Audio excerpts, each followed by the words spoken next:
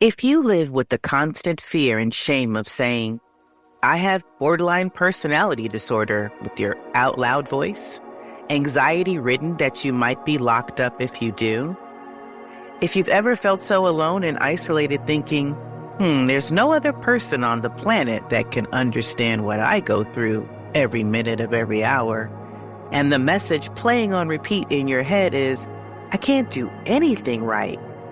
If you have frequent thoughts of, I don't matter, everyone will be happier if I'm not around, I should just end it, only to fumble those efforts too, you're not alone, and you've come to the right place.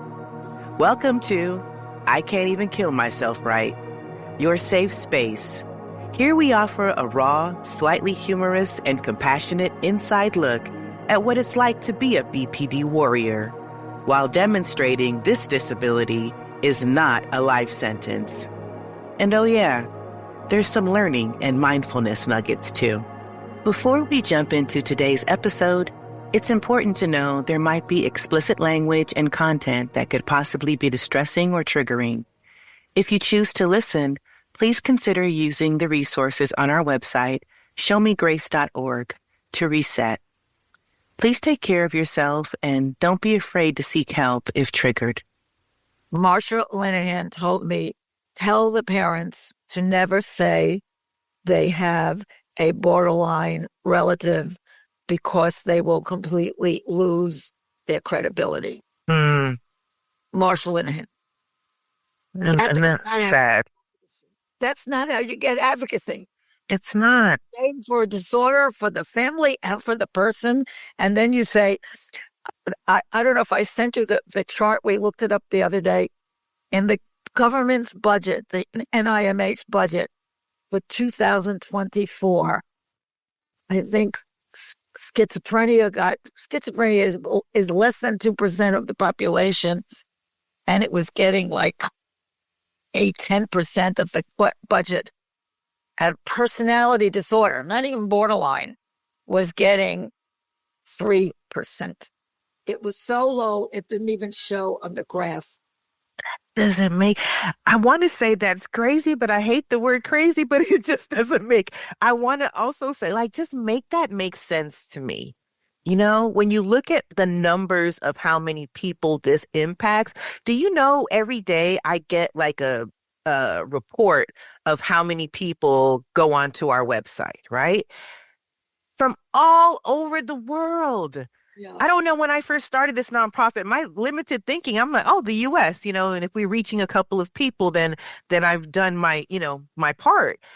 But I see like Germany, Australia, you name it, people all times of the night and day are popping up and trying to look for these resources. And that just again, I'm like, if this is larger in scope than any of us really realize. And then to see the disconnect between how much money is available to try to advocate and try to, like you said, decrease the stigma and shame, it's maddening.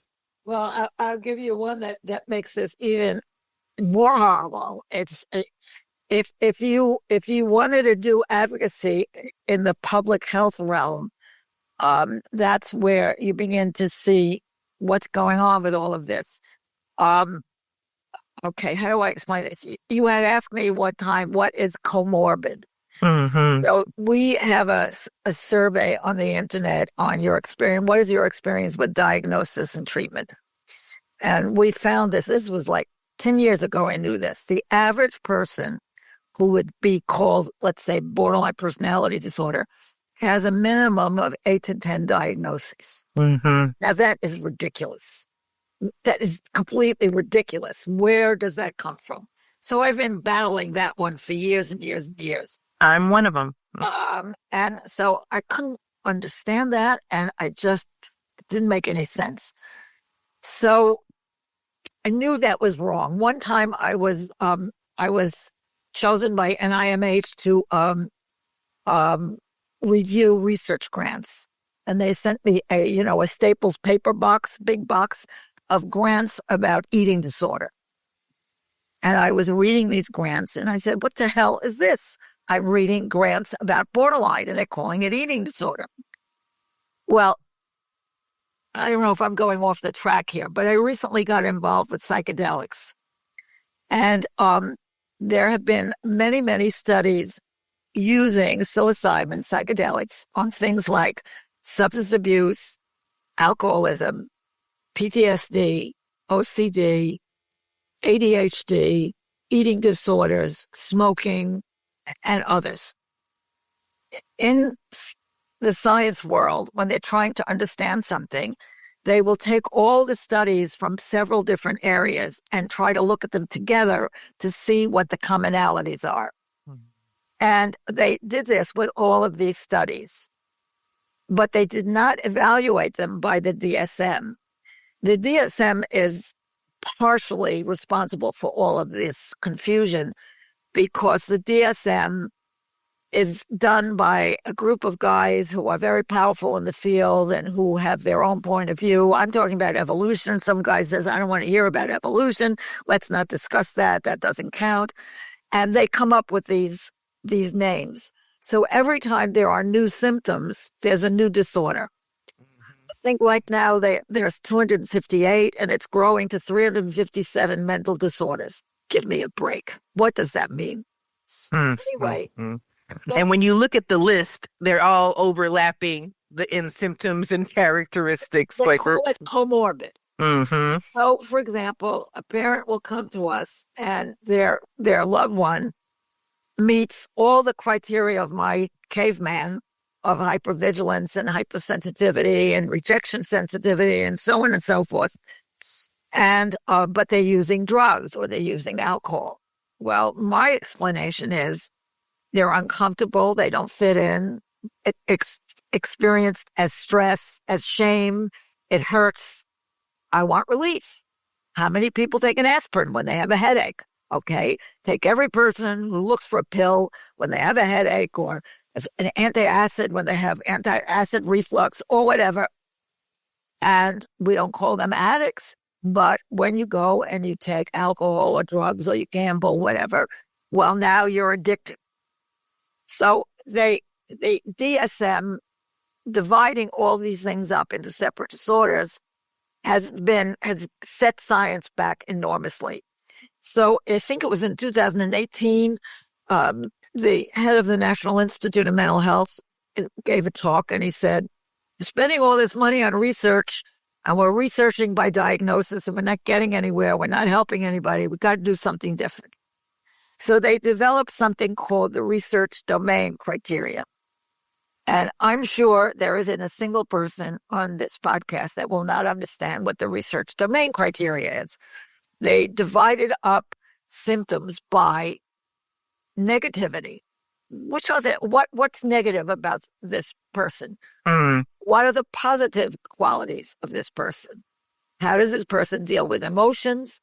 How does this person think cognitively and motor-wise? So suddenly they were talking about sleep. Anyway, when they analyzed all of these disorders that were in this psilocybin study, they all came out with the same criteria. And each one of those criteria absolutely matched the data that we have on borderline personality disorder. So, I don't know if your audience is aware of this, but I think it's 76% of alcoholics meet criteria for borderline. Wow. And between 75 and 87% of substance abusers meet criteria for borderline. And 65% of eating disorders meet criteria for borderline. I don't want to bore you with more statistics, but there are more statistics all the way down the line. So when Mrs. Jones comes to me and says, "Oh, my child has substance abuser, and they told me to send her to rehab or to residential treatment, and it's $50,000 a month, and it's $30,000 a month, and it's $60,000 a month, and I have to send her for 3 months." I think of the research we could do with that money, because I'll get rid of the substance abuse. but I haven't dealt with the negativity. I haven't helped the positivity.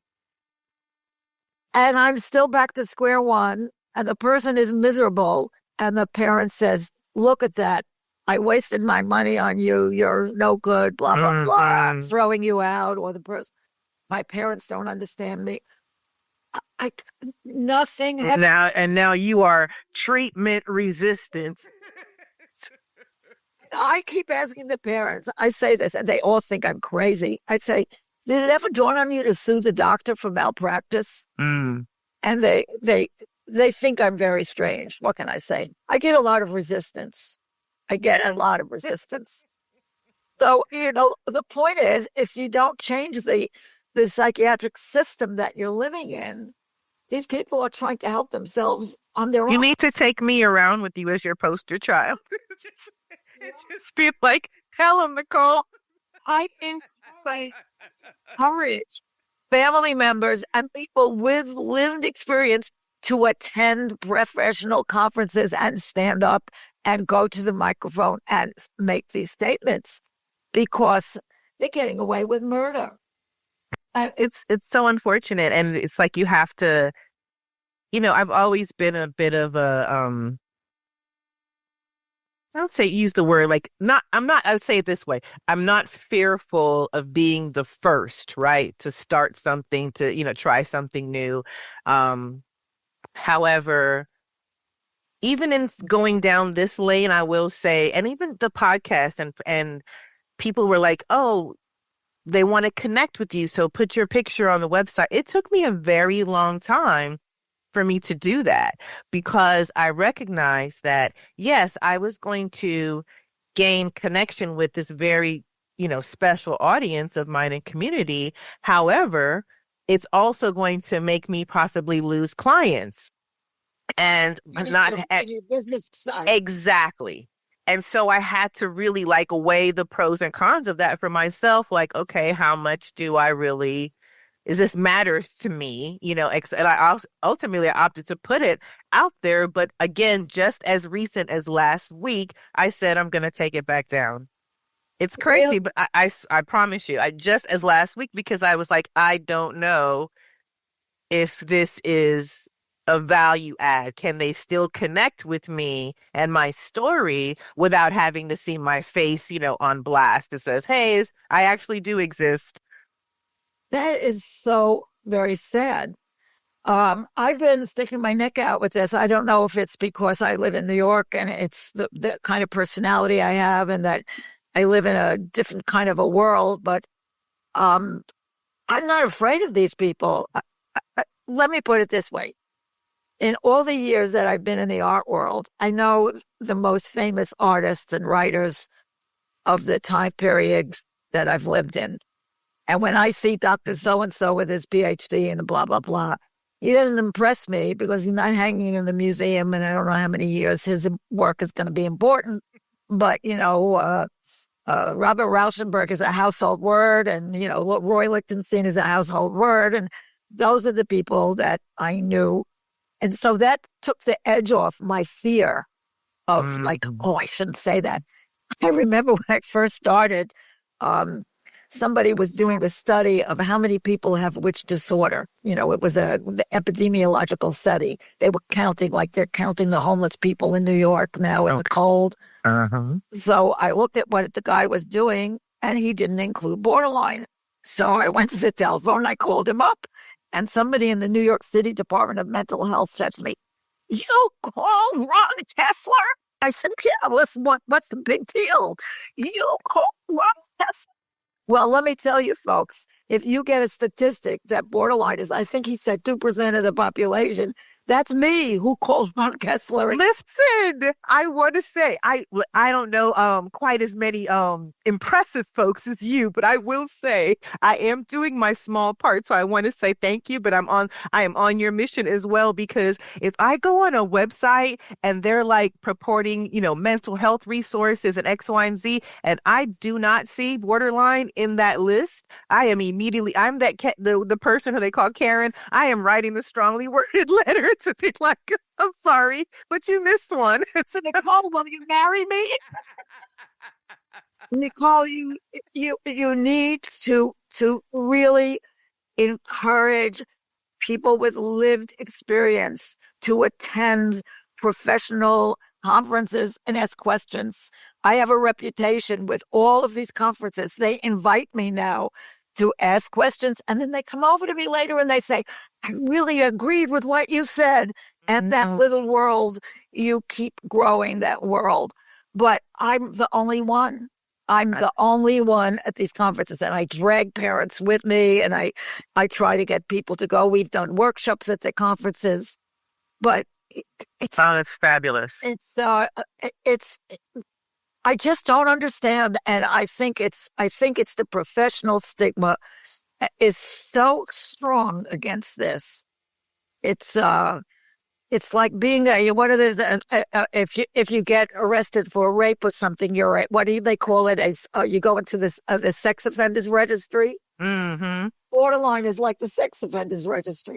Sure is. It sure is. Do you know that I was ostracized there's an app that you can go into, and they allow you to listen into these mental health professionals, right? And it's there if when you're in crisis, you're supposed to be able to log in anytime and you jump into a room, right? So in this room, but again, like with all group think, what is it? High school all over again, right? So only certain people would say certain things and they would get oh, that was such a great feedback, such a great response or whatever, right? And then other people would share, like myself, and get no response, right? But we're all there for the same thing. We want to feel supported in this moment of crisis.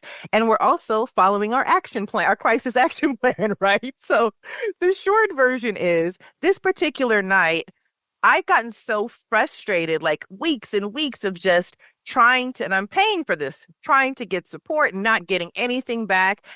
And so finally I spoke up and advocated for myself. And what did you say? What exactly? I said exactly what I'm sharing with you, but I said it from a perspective of everyone has a story that's important. And everyone deserves time to share that story. And I believe that I've given everyone in here adequate respect, time, and courtesy to share their story. Tonight, it's about me, and I would like to share my story because I need support. And I don't feel like I'm getting that. Oh, wow. What happened? So it was very confronting, but it was able to de-escalate between the therapist and myself very nicely. We both had mutual respect for one another. It was the people in there, and I know this because one of the individuals was my client. So she texts me after this moment and she says, you would not believe what they said about you. Here's what they said about me, Valerie. They looked on my bio and they saw all these other beautiful, wonderful things I said about myself. The only thing they lasered in on, the BPD. So all of them were in there going, well, you know why she said all that and she acted out was because of that BPD. You know, she just said, yes. So I can't. So that becomes then part of the whole, and once it took, this individual said, the minute that one person said it, it was like everybody else. Oh, yeah, you're right. Oh, my God, you shouldn't have. Oh, beep. Really? Wow. It was so. And there's all individuals that have their own mental health diagnoses. Let me picture them. So. Nicole, when we go to conferences, we just went to the American College of Neuropsychopharmacology. We had a wonderful poster about the whole history and evolution of BPD. If anybody is interested, they can contact us. We'll send them the poster because we just want to educate people. And so we had to stand there and explain our poster to people as they walked by. And I would say probably half of the people who started to talk to us acknowledged that either they had a family member or somebody, they had some connection to this disorder or didn't know what it was called, or that's what they think it is. People go into the mental health field very, very, very often have something wrong in their own self or family over and over again. The other thing that I notice that infuriates me, it's just, when you're angry, you get a lot done. It's nice.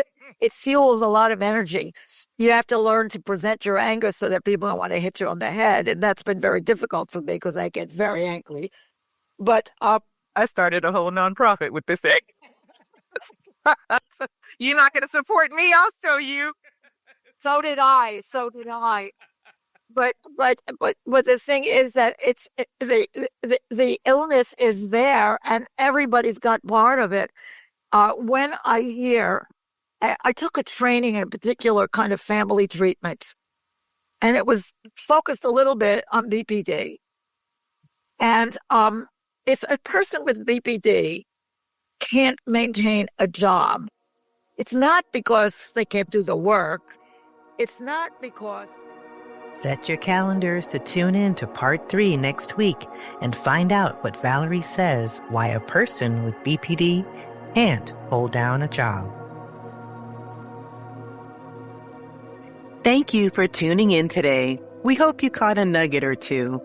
Don't forget to join us each week for guest interviews, first-hand experiences from BPD warriors, and learning about tools designed to aid you along your recovery journey. And most importantly, don't forget to say your BPD mantra daily. Dear BPD, I no longer have room for you to control my life. My warrior spirit will take it from here. Till next time, wishing you an abundance of healing, self-love, and grace. As today's chapter of I Can't Even Kill Myself Right comes to a close, we want to remind you that you are not alone in this journey. And don't forget to take a moment to explore the showmegrace.org website, our initiative for those moments when life feels overwhelming, all dedicated to helping you press pause on the chaos and embrace a moment of peace. If you find yourself in crisis or standing at a crossroads, remember, help is just a phone call away by simply dialing the crisis hotline 988, or contact your mental health provider and working your crisis action plan if you're considering harm to yourself or others. Your story doesn't end here. Your next chapter is yet to be written. Stay connected with us. Your insights, questions, and personal narratives fuel this journey. Wherever you tune in, be it Spotify, Apple Podcasts, or another platform, your engagement shapes our mission. Share your recovery journeys or pose questions for future episodes by reaching out through our website. Your voice could light the way for others or even feature alongside us as a guest or co-host.